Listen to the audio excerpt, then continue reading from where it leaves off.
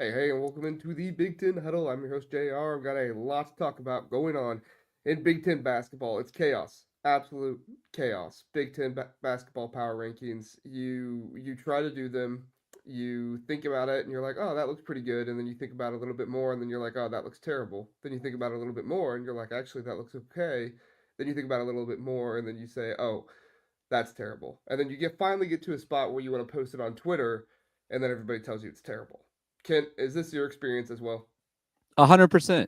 And so because of that, this is actually the first week where I waited until this morning. Sometimes I do it on Sunday night, but I waited until this morning and then I had to take my kids to school. My dog just knocked something over on my bookcase behind me also. And because of all those reasons that I just said, including my dog, I put the least amount of effort I possibly could into this week's power rankings. I was like, you know what? Bing, bang, boom. This is how it's going to look. And people can be mad if they want to. But I felt like it was fine for what it is, for where we're at in this point of the season. I think.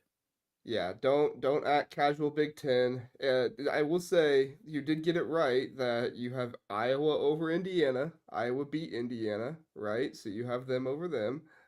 You have Maryland over Illinois. Maryland beat Illinois. So I think for the most part, as far as like close teams that have beaten each other, were pretty good. Did Maryland and Michigan play? I don't think they played. Have No, they? they haven't. And then the one that I didn't do that with though was I still kept Minnesota in front of Washington. If you're looking at the Oh, bottom that's end of the right. rankings, because I'll just explain this real quickly because I don't know if we'll ever get to the bottom. I still think Minnesota's wins are better than Washington's, and I am embarrassed that I got that wrong. That's like the one pick I made on this show where I kept saying like Minnesota's for sure going to beat Washington. I was wrong. Hands up. I was wrong. I DM'd somebody this weekend. Somebody DM'd me and asked for picks, and the first pick that I gave them was completely off. I can't do picks. I'm just not a good like picker. That's what it is. I just can't figure it It's out. it's really tough Um, to do. yeah, it is. It is. It's actually really tough to Philip's not do. here, none of it. Philip is not. He's not giving you any excuses, man. Excuses for what? Like because I was wrong about the Minnesota thing. Yeah, no, I agree. I agree. I should, hold my but feet to the fire on this one. I totally deserve it. I was wrong. Minnesota like played terrible at the end of that game though. Like Dawson Garcia had back to back to back turnovers. Just could not figure it out in the last 2 minutes of those in that game. So I'm embarrassed, but really they should be because like I wasn't the one playing, to be well, I was gonna honest. say at least you come back and own it, right? True, Not everybody else comes and owns it. So true, true, true. we want to thank Philip for being here. We want to thank John, who was in the chat early. He said, "I hate to chalk things up to an immediate L, but fun fact with IU at Wisconsin, Indiana hasn't won at the Kohl Center since Bob Knight in 1998. Yikes! That is quite the stat, quite the pull there, John. We appreciate you coming in and giving that pull. And I responded. I said, I don't know anybody that's done all that well at the Kohl Center. Sounds like the only one you know him, Matt Painter. 7-8 against Wisconsin on the road. And I think that's the best place for us to start in our power rankings. Thanks for starting there for us, John. We are going to talk Purdue, Michigan State, because obviously Kent and I have that different. Then we're going to talk about kind of the next tier, the 3 through 7, I'd say. Then the tier after that seems to be 8 through 11. And then the tier after that seems to be 12 through 15.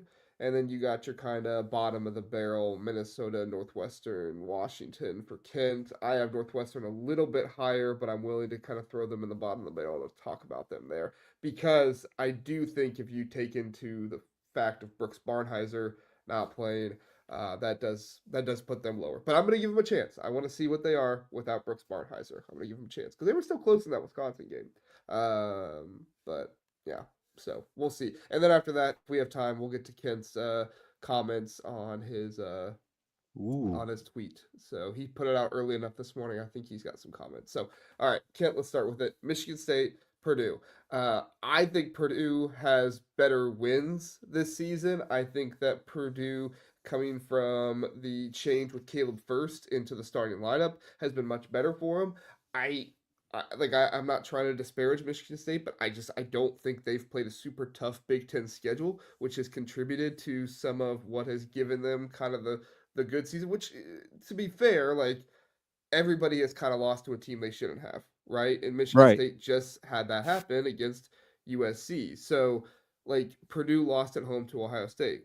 Then Purdue also answered and destroyed Michigan at home. So it's like, you know, what are we gonna do with all this here? So it is an interesting conversation.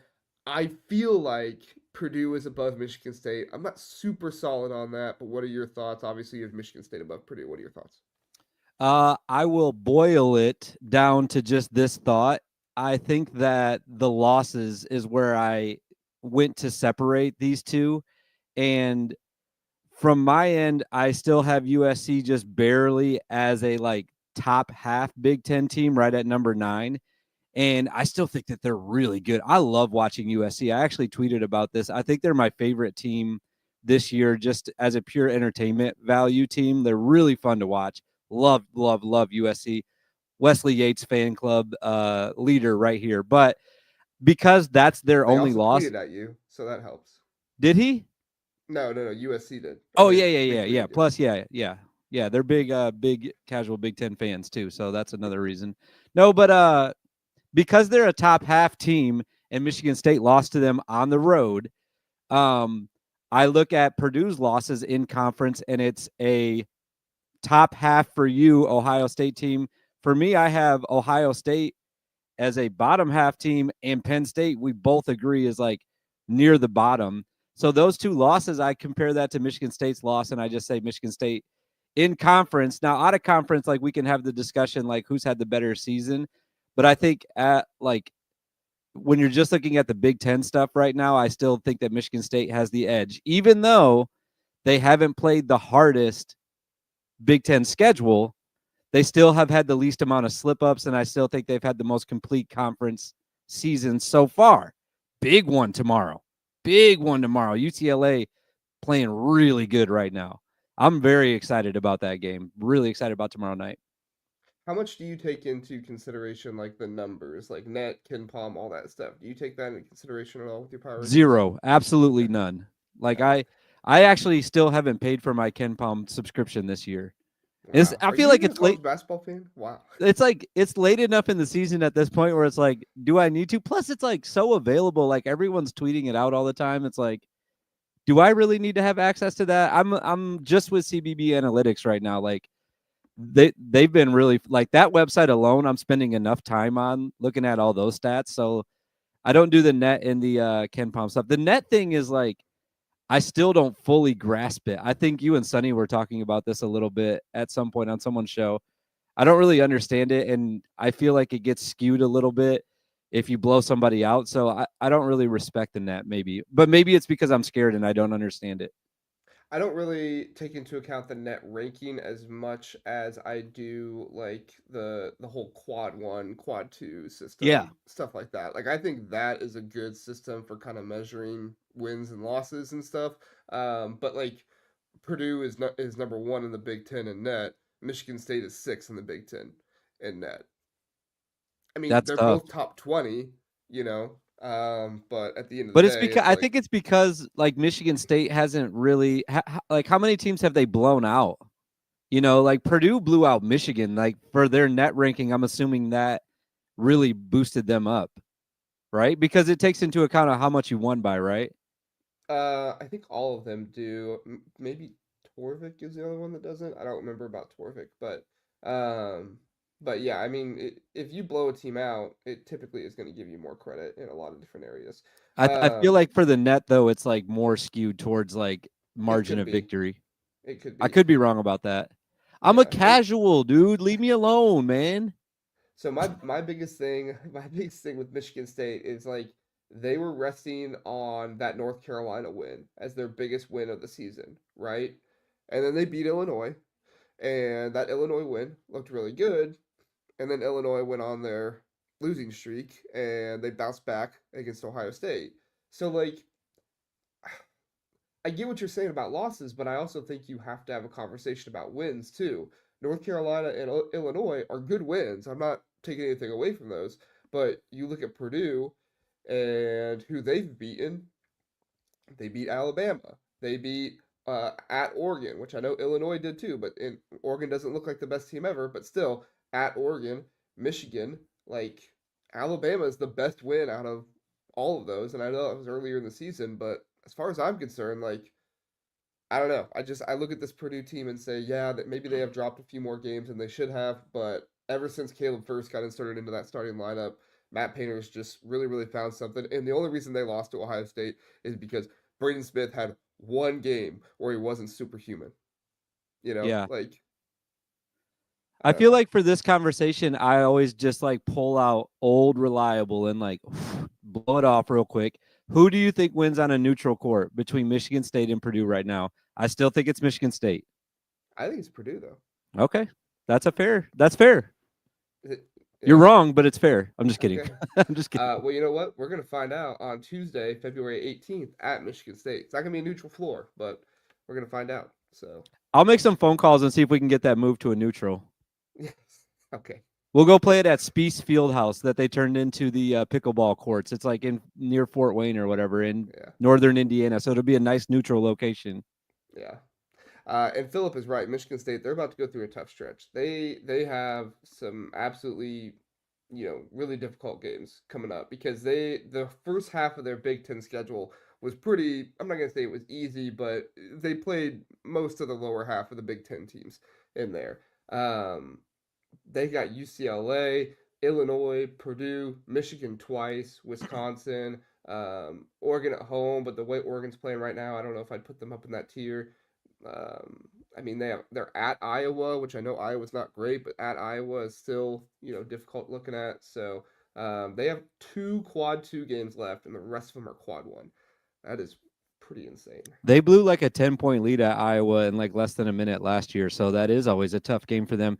But I did see a graphic. I think the top three teams that I have right now have like all Michigan State's is definitely the hardest schedule for the remainder of the season, but they're really close though. Like Purdue has a tough schedule coming up, like because they all have to play each other again. Like Purdue has to go to Michigan and play that rematch. Like so, I feel like those three teams are very close. You're right. Michigan State has the toughest one, but everybody has a tough schedule. Like coming down the stretch, like almost everybody's games are quad one because everyone in this conference is playing really I think, well, the top half playing really well. So, like, I think everyone has a tough stretch. It is. It's a tough stretch for everybody. I think I just highlight Michigan State's because Michigan State did have somewhat of a, easier stretch going on there. Not easy, but easier. Yeah, I just feel Chris, like it was really easy to jump on them after their first loss and just say, okay, that was their tough game. Like, they're not as good as we thought they were. Like, yeah. I don't know. I still think they're a pretty good basketball team. I think they're really good still. And I'm not trying to take anything away from Michigan State. Like, I'm not trying to say, like, ah, they're not as good as we thought they were. Still think they're pretty freaking Yeah. darn I good. mean, you have them at Uh, I two, so just, it's I, not like, yeah, Yeah, I just think Purdue's pretty freaking darn good too after they figured out their whole five-man situation. So, I agree. um, all right. So Chris L says Wisconsin and Oregon are so overrated in the AP poll. I mean, we've talked about this, Chris. I could not agree with you more. Like, the AP poll is nothing to me in college basketball. Those writers have no idea what they're doing, how they're ranking. It's almost impossible to do week to week nationally with everything that's going on. They want to not try to move people all that much, but then you get upsets and everything else. Like the AP poll means nothing to me. If we want to go by what actually means something, it's the numbers to me. Ken Palm, Torvik, net to a certain extent.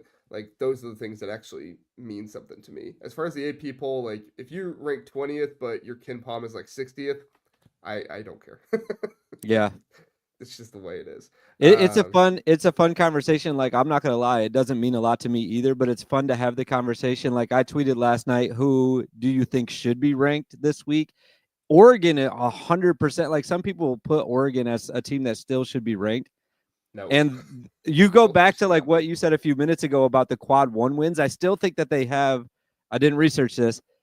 They had like what, 8 quad one wins or 9 or whatever it is at this point. So they have a lot of quad one wins, but they're on a like 3-game losing streak right now. You cannot rank this team right now. They cannot be in the top 5 or top 25. Did the They're rankings come eight. out already? Now they come out later this afternoon. Okay. But I think Chris L is advocating for both of them to move down lower, Yeah. which I agree with.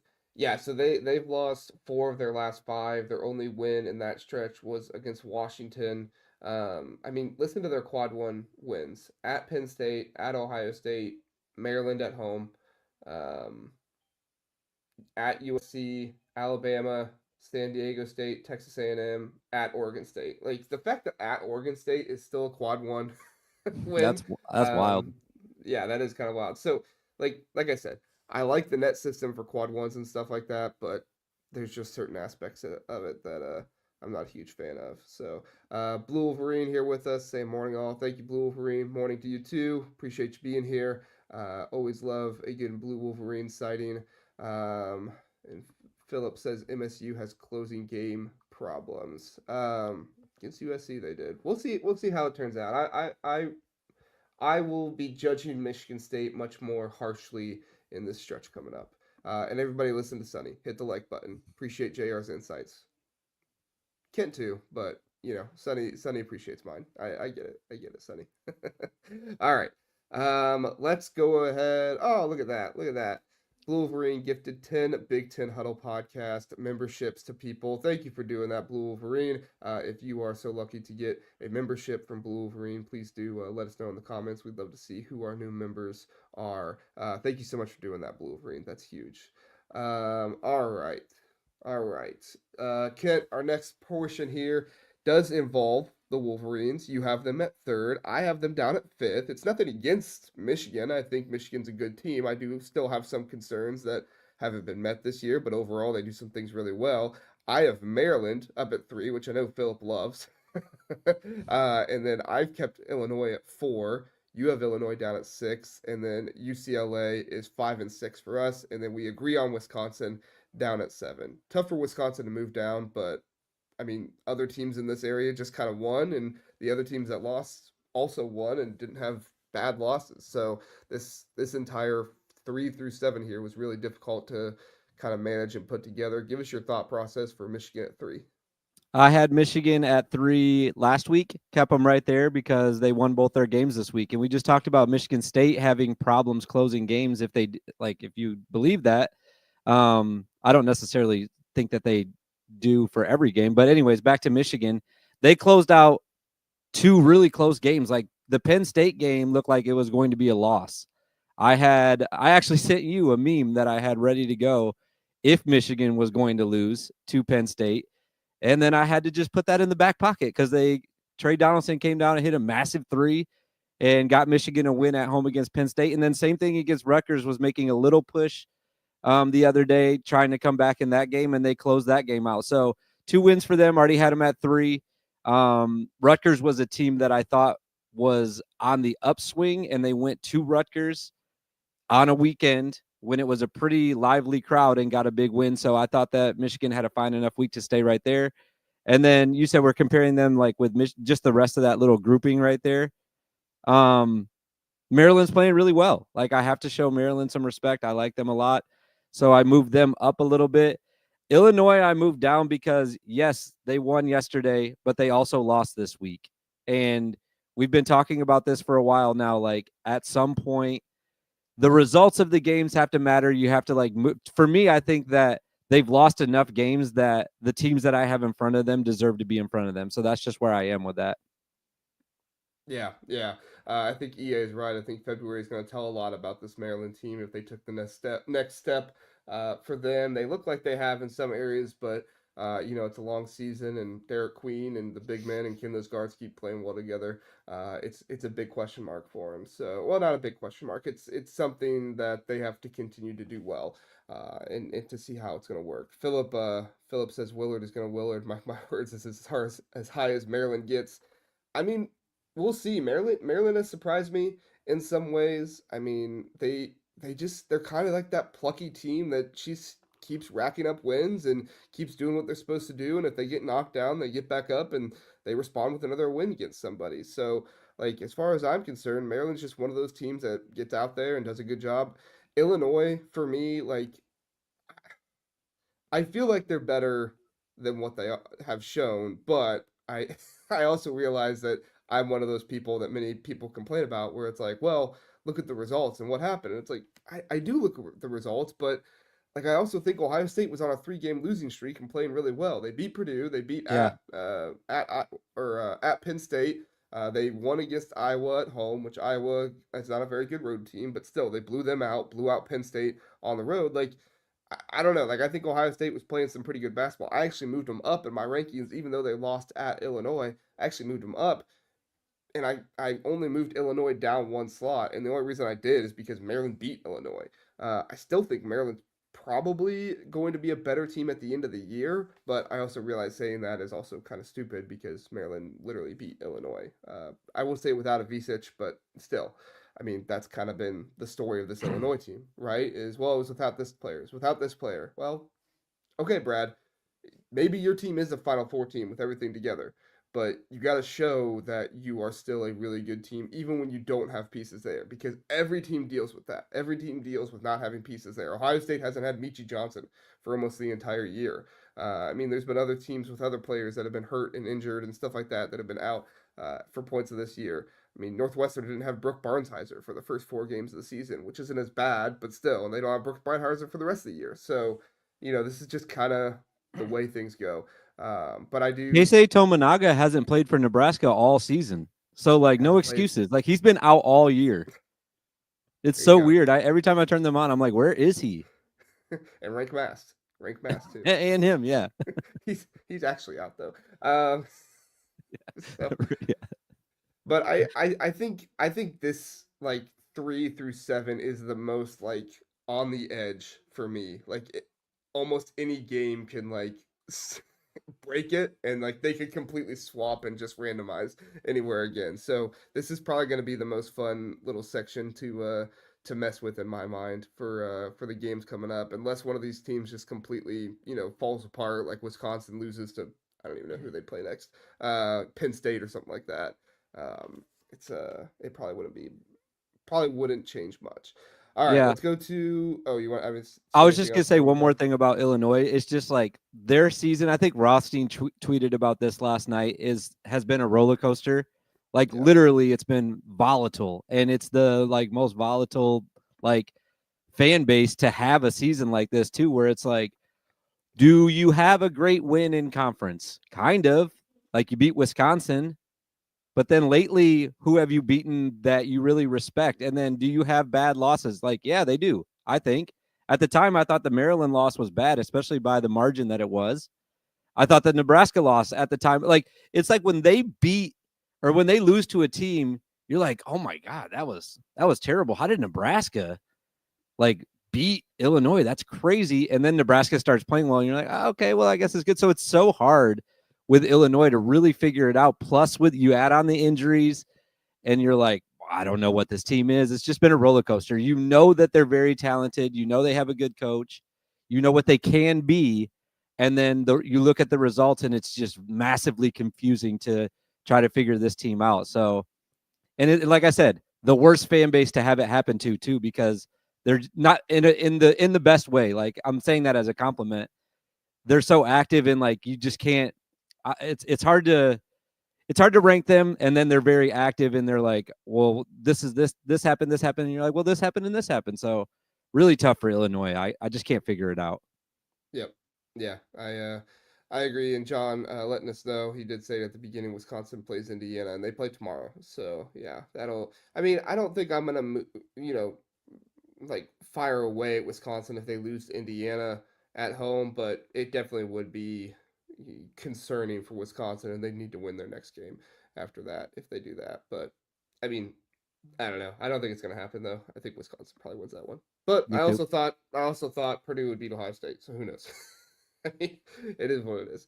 All right. Next kind of section is Oregon, USC, Nebraska, and Ohio State for you. I have them Ohio State, USC, Nebraska, and Oregon. I am not buying the Oregon stock anymore. I do appreciate that, the numbers and stuff like that generally stay pretty firm on a team, even when they go through a losing streak or a losing stretch. Like Nebraska didn't drop outside of the top 50 when they were on their kind of losing stretch. At least I don't think they did.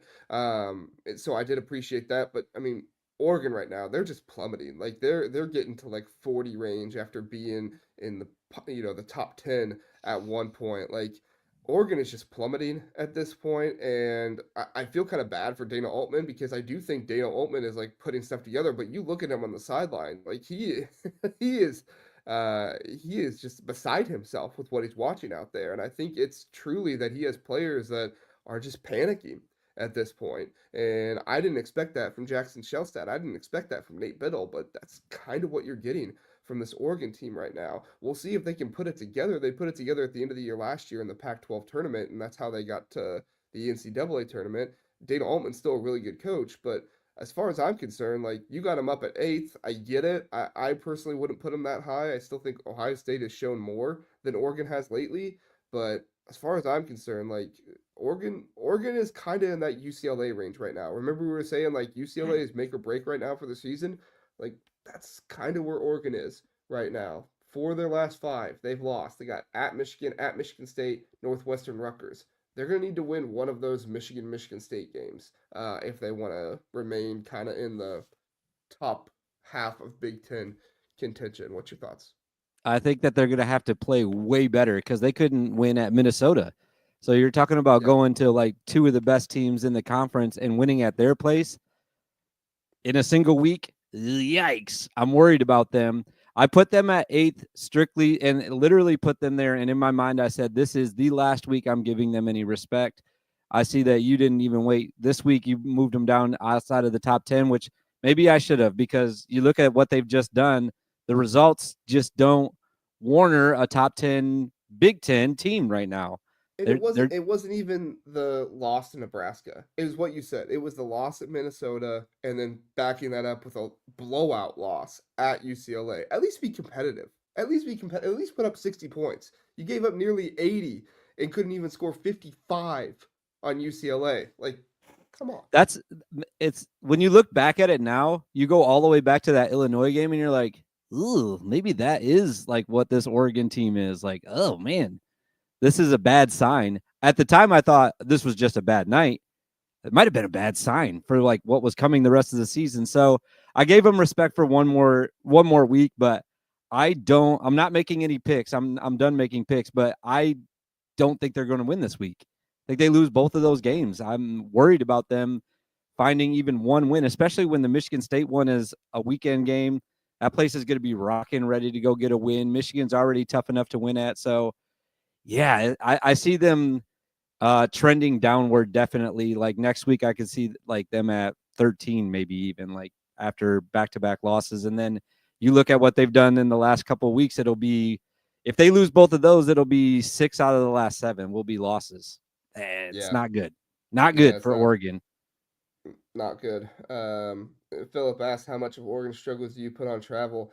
I mean, if they were winning at home, sure. Right. But they're not winning at home. Like they lost to Purdue at home, they lost to Nebraska. Like they're one of three in their last three home games. Like they did beat Maryland at home back at the beginning of January, and but then that was after Illinois spanked them at home. So like I, maybe it's on the struggles of the travel and everything else, but if it is like it's not looking good against the Michigan teams. Philip says Oregon goes 1-on-1 in Michigan. If they do, chalk that up to a huge success because Yeah. that's what you need right now. You need to win one of those two games. I think probably Michigan is the one that's more likely, and that's nothing against Michigan. I agree with you. Michigan State at Michigan State on a weekend, them losing their last game, trying to respond. Do they have a game before that Oregon Yeah, they're game? playing UCLA tomorrow. UCLA. So if they lose that UCLA game too, like they're gonna be coming back from this West Coast trip. They're gonna they're gonna want to respond. So They're going to be I mean, hungry for obviously any team sure. wants to respond. Here's the way I like to I just thought of this. I think that Nebraska is the most middle of this conference team at this moment.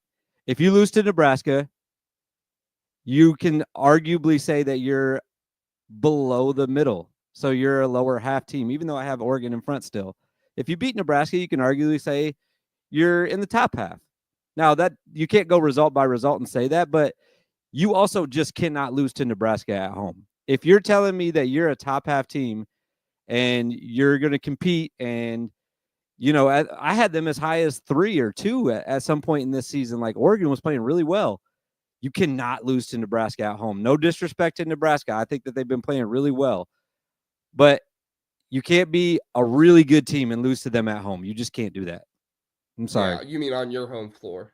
Right. Yeah. Like Yeah, what Oregon just did. What was that yesterday, right? yeah, yeah. Losing at Nebraska is a little bit more Yeah. understandable and manageable, but yeah, if you're at home, you can't lose to them. Morning Fisherman, 2025 Natty Champs. Appreciate you being here. He also says Ohio State is a middle team as well. They are. I mean, maybe things would be different if they had not didn't have so many injuries this season, and maybe they had Michi Johnson back. But I contend they're playing better without Michi Johnson. In some areas, but yeah, they think Ohio State's a pretty tough team to rank because you and I we're kind of the opposite on Ohio State, like we are the opposite on Oregon. And you know me, Kent, like I'm the opposite of a homer for Ohio State. I picked them to be my disappointing team in the Big Ten this season. Like, even though I'm an Ohio State fan, like I am not super high on this Ohio State team, but I also feel like I need to give them their flowers. When they beat Purdue, when they beat Iowa, blow them out. When they go to Penn State, blow them out. Like, I realize Penn State is a bottom tier team in the Big Ten, but still, like, how many we saw Purdue go to Penn State and get blown out. So, like, obviously this is a team that has capabilities at home, even though they've not always shown it all season. So for me, Ohio State, and they gave Illinois a really good game. They led Illinois for most of that game. It just so happened Illinois came back and won it there at the end when they decided to stop shooting 3 pointers, which, like, good on you, Brad. Thank you for doing that. I mean, not thank you for me, but Illinois fans, thank you for doing that. But as far as I'm concerned, like, yeah, Ohio State's a tournament team. They played a really tough schedule this season. I think that they've had some ups and downs, but overall, like, if they win the games they're supposed to win to finish the season, they're a tournament team.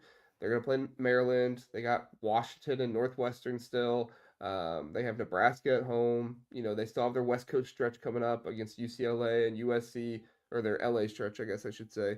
So we'll see what happens there. But for the most part, like, as long as Ohio State doesn't collapse, they should still be a tournament team.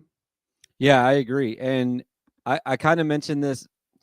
I'll just start from the beginning. I think Ohio State is a slightly less talented version of Illinois. They're very difficult to figure out. Their wins are really good. I don't think that they have like a really terrible, terrible loss. I don't know. Maybe I'm wrong about that. But who has a better road win than Ohio State right now in this conference? I don't think you could say anyone does because no one's won at Michigan State, which is a really tough place to win. And only one team has won at Mackey this year, if I'm not mistaken, and that's Ohio State. And I think that those are the two, like, arguably the two hardest places to win. And you could throw some other like arenas in there and like other student sections that make it really difficult to win. But Ohio State going and getting that win, you can argue, and then you go back to the rest of their schedule. They beat Kentucky. You're like, okay, that was a good win. Like they have these really good wins, but then it's like they don't have enough wins to be able to say we're going to put them way up high in our Big Ten power rankings right now. So that's what makes it tough about them. That's why I like to compare them to Illinois. It's very tough to like analyze what the wins versus the losses. But here's what I'll say. I said this about Illinois last week on Lockdown Illini with Sonny. This is a Ohio State team that you do not want to play in Indianapolis next month. You do not want to see them in the Big Ten tournament. You want to avoid them at all costs because they're super dangerous. Just proved it. They won at Purdue. They can beat anybody. So if you're, like a 2 or a 3 seed and you're seeing them like they have a path to come to you on a Friday in the Big Ten tournament, you're not excited about that because Ohio State is a good team. And a dangerous team, I should say, was a better word to say. Yeah, I mean, that backcourt offers a lot of danger for any opponent they face. They have to figure out front court pretty much. Sean Stewart didn't play yesterday. I think Aaron Bradshaw played well in the first half. Devin Royal did well in the first half, but a lot of his damage was kind of from beyond the arc and stuff. I think he went 3 for 5 in the first half after being like 4 for 20 on the season from behind the arc. So, like, as far as I'm concerned, Ohio State is going to really test you on the perimeter. But when it comes down to getting into the paint, they foul a lot on defense, and they don't have great finishers down low. So if they can correct that and kind of scheme around that, this is a team that can be very dangerous. It's just, I mean, this is Jake Diebler gonna have to show that he's a good coach, right? Like, he can't just come in and take a team now and do something that teams weren't expecting, because it was around this time last year that he got the job. He's gonna have to actually come in and scheme some things up and work on things in the middle of the season. So we'll see if they can make it happen. I think I like Jake Diebler. Again, I don't know if he's the best, if he was the best coaching option, but for the most part, I like what he's done this season for Ohio State, and I also do recognize the injuries and stuff like that they've had. So, I was just looking all at right, this. Sorry, one last thing about Ohio State, okay, because I was just remembering this from 2 years ago at the Big Ten tournament when they were a 13 seed. I had to look this up. Beat Wisconsin on Wednesday, beat Iowa on Thursday, beat Michigan State on Friday. Like this, it's giving me flashbacks to that type of team that could have a lower ranking in the Big Ten tournament, but still go on a big run because they're dangerous. And some of the same players still from that team 2 years ago. yeah, Bruce Thornton, back from that team. Evan Mahaffey in that? No, Evan Mahaffey was last year when they went on their little bit of a I run. guess one of the same players then. Bruce Well, Thornton I'm is trying all to. I'm thinking about because he's my favorite player from that team. He he I really like Bruce Thornton as well. I do too. All right. Okay, we got to move on if we want to get to all the teams, and especially if we want to get to the comments. So I Okay. apologize. We won't have much on USC and Nebraska, but just know we like USC, we like Nebraska, especially Kent. He loves USC. Love him. Um, they, when they tweet at you, that's what you get. All right. Iowa, Indiana, Rutgers, Penn State is kind of the next group there. I don't know if we have a whole lot on that. I mean, it's pretty self explanatory. We agree Iowa over Indiana. I do have Northwestern up at 14, but I totally get why you have them down at 17 without Brooks Barnheiser. I'm still going to give them a chance, so I'm kind of ranking them or rating them as I normally would. We'll see what happens without Brooks Barnheiser. You're giving a little bit more love to Rutgers, so I guess let's start there. Your thoughts on Rutgers and moving them up a little bit more. Towards the bottom of this, I was like I said, this week I was kind of giving up. So like I guess I'd have to pull up Rutgers' schedule to see what I was thinking at 6 a.m. this morning. But a couple of good wins the last couple of weeks. I can't remember exactly who they were against, but they were playing well the last couple of weeks, so I bumped them up. I do think that I had one for sure that was flip flopped. I think it might have been Minnesota and Washington, or Rutgers and Penn State. I can't remember if Penn State beat Rutgers, or maybe that's why I put Rutgers in front. Did Mm-hmm. they beat Penn State? Who? I needed like 10 Rutgers. more seconds to pull up their schedule to Rutgers figure out what I was beat doing. Rutgers won at Northwestern on Wednesday, and then they didn't win, but they gave Michigan a very good game on Saturday, 66-63. That wasn't really a one-score game because was it Harper made a three like at the buzzer or something like that? But that was still a really good game they gave to Michigan, and then they lost at Penn State Okay, on so that's what I was Monday. saying is that they lost at Penn State, but I still put them in front of it because But they also lately beat they actually UCLA have. and at Nebraska. Like they got some good wins. Yeah. Yeah. Yeah, I Sorry, don't go know. ahead. I think that's why. I Yeah. looked at the overall schedule and I was like, they beat UCLA, they beat Nebraska, and they won at Northwestern, which I guess is not that big of a impressive win. But Penn State's schedule, like in that same time frame, was like the best win was Rutgers. So I was like, can I put them in front of them just because of that? Maybe I should have. I don't know. Didn't really care when I got to that point. So I just left it. I just left it like that. Yeah. I don't have Yeah. a In ton of term, thoughts about Rutgers other than like unless Ace Bailey is God, they don't win. yeah. That's the only way they can win. And sometimes even when he is, they still lose. Yeah, I mean, I'm Like he thinking back had to that 37 Indiana game. in that game against what was it? No, they won that game. Never mind. I was thinking of the game against Northwestern. 37 and No, I they think actually you're won probably that thinking game. about that game against Indiana when he put up 39 and they still lost by 10. Like Yeah, that one. that was Yep. the game when Dylan Harper wasn't there, and it's kind of been, Dylan Harper lists in some games, and then some games Dylan Harper comes back. Yeah, I mean, we'll see what happens with Rutgers. I think Minnesota and Washington are pretty squarely at the bottom of the Big Ten. We both have them in the bottom three. I guess let's touch on Northwestern really fast, and then we'll get to a couple comments on your power rankings, and then get out of here. Okay. Northwestern. I did a video on them. I think Northwestern has a really tough stretch coming up. Losing Brooks Barnheiser is absolutely devastating in my mind. I do think there's some efficiency numbers that Brooks Barnheiser wasn't great with, so I do think Right. there's possibly an opportunity to be a little bit more efficient without Brooks Barnheiser, but with his usage rate and everything else, like I don't know where that usage goes, and I'm confident. I feel. I mean, obviously it goes somewhere, but I don't know where it goes, and I feel confident about it. Like, do I feel confident about Ty Berry getting more usage, Jalen Leach getting more use? Like, I don't feel confident about Matthew Nicholson getting more offensive usage, maybe more defensive production, but for the most part, Brooks Barnharzer not being with this team is a huge blow. Do you have any hope for Nebraska or for not Nebraska, Northwestern moving forward? I always have hope for them because I love Chris Collins and I love the team in general, but you're really relying on guys like Jalen Leach and freshmen to come in and take over those minutes that Brooks is leaving on the table. So I think that they're going to be a very competitive team, and I think they're going to lose a lot of games down the stretch. Like, they're going to be tough, they're going to play hard, they're going to be in games, and they're not going to be able to finish them because they're just not going to have the guys to be able to do it. Nick Martinelli's a great player, but he's not a guy that you can just say, all right, we're going to put the whole team on your back and you're going to will us to victories on the road in the Big Ten. Like, he's not, I don't know. He's a great player. I'll just leave it at that. So I think Northwestern will be competitive. I just don't think they're going to be able to finish games. And I love them still. I'm still pulling for them to win some of these games, but I have a bad feeling that they're going to find themselves in the bottom three and not make it to Indianapolis, unfortunately. For sure. It's gonna be tough, especially with that schedule moving forward. Uh, Dylan DK is here. He says out here teaching equivalent factions. Hey Dylan, I'm glad you checked in. You can see Purdue up there at that one for you. So I'm happy. I'm happy for you there. You get to check in on that while you're at school. So go mold young minds, Dylan. That's kind of scary to think about. Just Though. tell them Okay. to throw us up on the smart board. The kids would rather watch this anyways, I'm sure.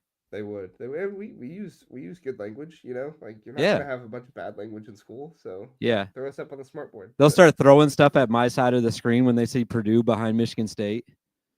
well, he's in Dayton though, Oh, so is he?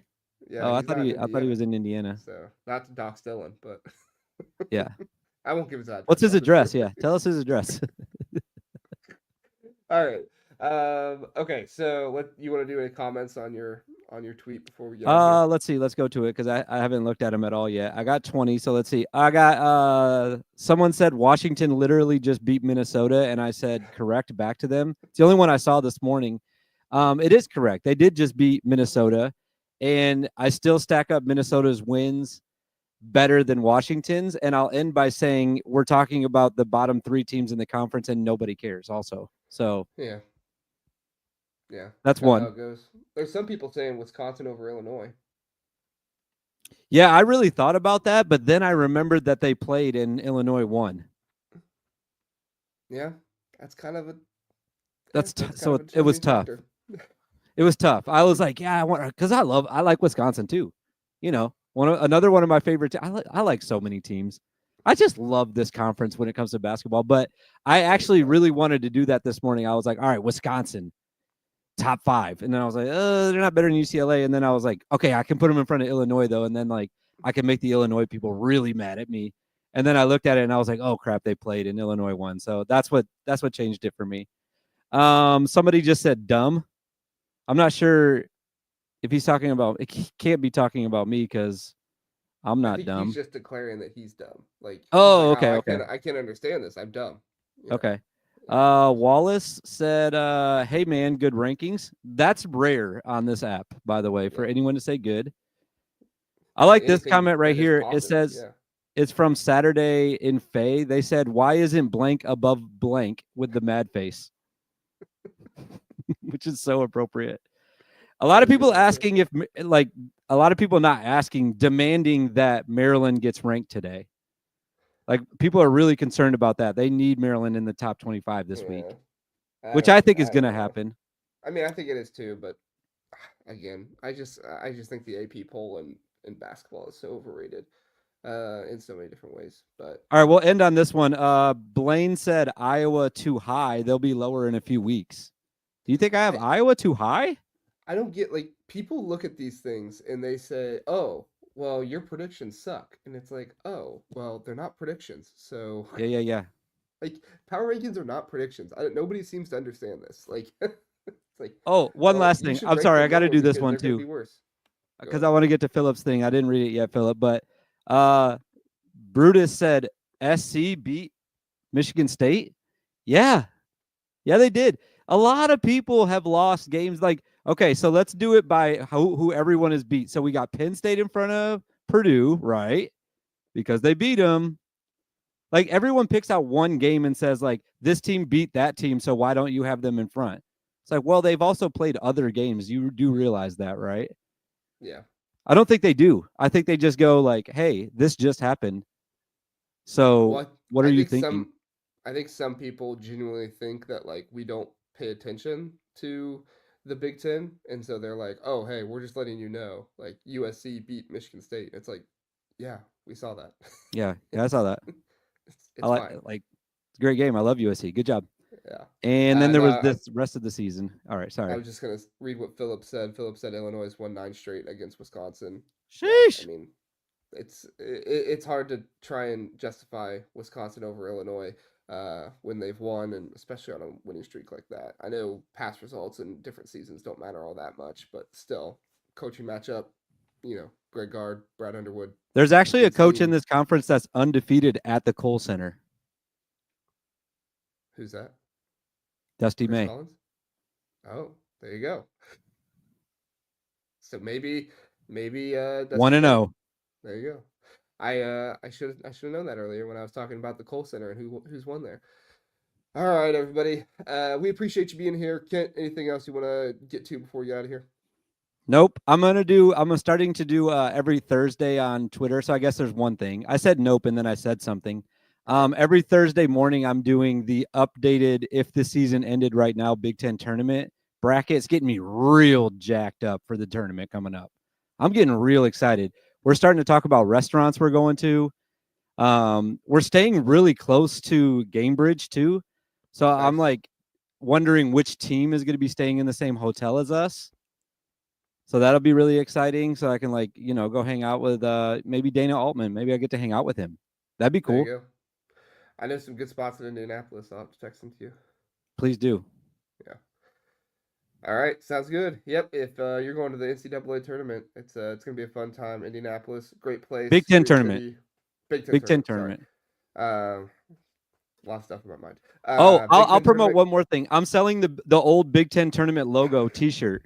Get that out. Get that. Go buy JR shirts first. I think they're like right below if you're watching on YouTube. But then go check out mine. I'm selling the tournament one. I'm not sure if I'm allowed to do that. If the Big Ten's listening, they're probably going to try to like take it down. So get it right now while you can before I get sued. It might be completely gone. So, It might be. all right, everybody, thanks so much for listening. We appreciate it. We'll see you next time. And yeah, we got other stuff coming up. You know the schedule, guys. We'll see you next time. Bye.